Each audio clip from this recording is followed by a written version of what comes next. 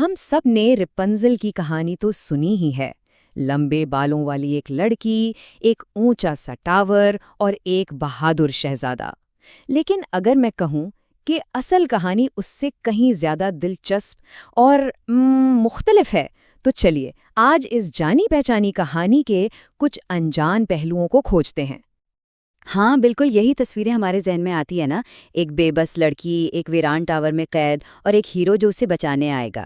یہ وہ کلاسک کہانی ہے جسے آج ہم ایک بالکل نئے زاویے سے دیکھنے والے ہیں۔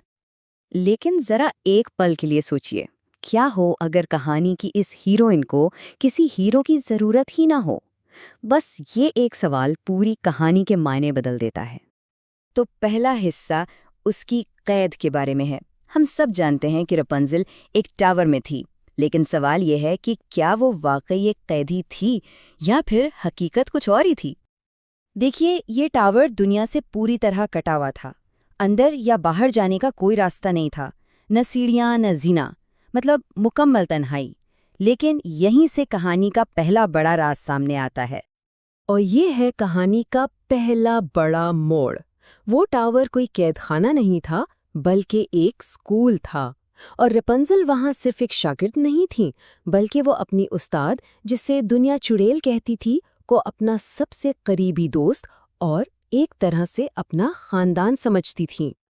تو سوال یہ پیدا ہوتا ہے کہ آخر رپنزل اس ٹاور تک پہنچی کیسے؟ اس کے پیچھے ایک چوری کی کہانی ہے اور ایک ایسا فیصلہ جس نے سب کی قسمت بدل کر رکھ دی۔ کہانی کی شروعات ایک چوری سے ہوتی ہے۔ رپنزل کی ماں نے چڑیل کے باغ سے کچھ خاص جڑی بوٹیاں چرائیں اور بدلے میں چڑیل نے اس کے سامنے دو راستے رکھے۔ ایک طرف تھی بد دعا کہ بیٹی کبھی خوش نہیں رہے گی، اور دوسری طرف تھا ایک وعدہ کہ 10 سال بعد وہ لڑکی چڑیل کی شاگرد بنے گی اور بلاخر اپنی خوشی حاصل کر لے گی۔ یہ کوئی آسان انتخاب نہیں تھا۔ سوچئے، ایک ماں کے لیے یہ کتنا مشکل فیصلہ ہوگا، لیکن اپنی بیٹی کی خوشی کے لیے اس نے دوسرا راستہ چنا۔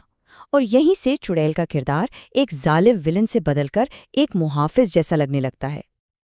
اور پھر ایک دن ایک بن بلایا ہیرو آ پہنچا، ایک ایسا غیر متوقع مہمان جس نے سب کچھ بدل کے رکھ دیا۔ اور پھر ایک رات رپنزل کی پرسکون دنیا میں ایک عجیب سی آواز گونجتی ہے۔ یہ جسٹن تھا، جو کسی بہادر شہزادے کی نقل کرنے کی پوری کوشش تو کر رہا تھا، لیکن اس کی گھبرائی ہوئی آواز سے صاف لگ رہا تھا کہ وہ اس کام کے لیے بالکل بھی تیار نہیں ہے۔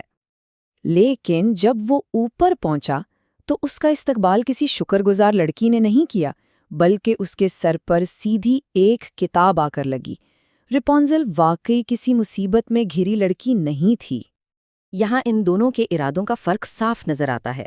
جسٹن روایتی کہانی کا ہیرو بن کر آیا تھا، یہ سوچ کر کہ وہ ایک مصیبت زدہ لڑکی کو بچا رہا ہے، لیکن رپنزل کی نظر میں وہ بس ایک بن بلایا مہمان تھا جو اس کی پرسکون زندگی میں خلل ڈال رہا تھا۔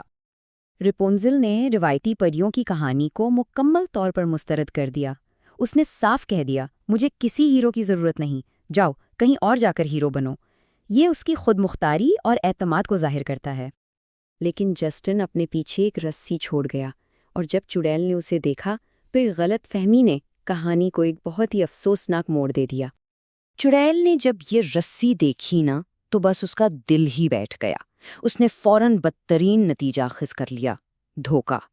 اس کے سوال، کیا تم بھاگنا چاہتی ہو، میں غصے سے زیادہ دکھ چھپا ہوا تھا۔ اس کا دل ٹوٹ چکا تھا۔ اس نے کہا، میں تم سے اپنی بیٹی کی طرح محبت کرتی ہوں، کیا تم مجھ سے اتنی نفرت کرتی ہو کہ تم جانا چاہتی ہو؟ یہ کسی ولن کے الفاظ نہیں تھے، یہ ایک دل شکستہ ماں کے تھے۔ اور اس ایک غلط فہمی کا نتیجہ بہت تباہ کن نکلا۔ ایک ہی لمحے میں سب کچھ بکھر گیا۔ رپنزل کے بال کاٹ کر اسے جنگل بھیج دیا گیا، جسٹن کو اندھا کر دیا گیا، اور وہ ٹاور جو رپنزل کا گھر تھا ہمیشہ کے لیے غائب ہو گیا۔ اب کہانی کا رخ بدلتا ہے اور ہم پہنچتے ہیں جنگل میں، جہاں رپنزل اور جسٹن، دو کھوئی ہوئی روحیں، ایک دوسرے پر انحصار کرنے پر مجبور ہیں۔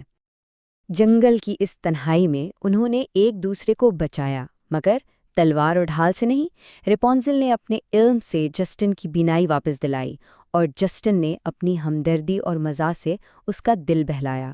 یہ مدد کی ایک نئی قسم تھی جو طاقت پر نہیں بلکہ ساتھ دینے پر مبنی تھی۔ اور جسٹن نے بھی اپنی ناکام ہیرو والی مہمات کے مزاحیہ قصے سنائے۔ اس نے ایک دیو سے لڑنے کی کوشش کی لیکن آخر میں اس کے ساتھ چائے پی کر آ گیا۔ ایک اجدے کو مارنے گیا تو پتہ چلا اس کے تو بچے ہیں۔ اس کی کہانیوں نے روایتی ہیرو کے تصور کو بالکل توڑ دیا۔ اور یہیں آ کر اس کہانی کا سب سے گہرا سبق سامنے آتا ہے۔ ہیرو وہ نہیں ہوتا جو اژدہیں مارتا ہے، بلکہ اصل ہیرو وہ ہوتا ہے جو مشکل وقت میں اپنے دوست کا ساتھ دیتا ہے۔ بہادری کا مطلب طاقت نہیں، ہمدردی ہے۔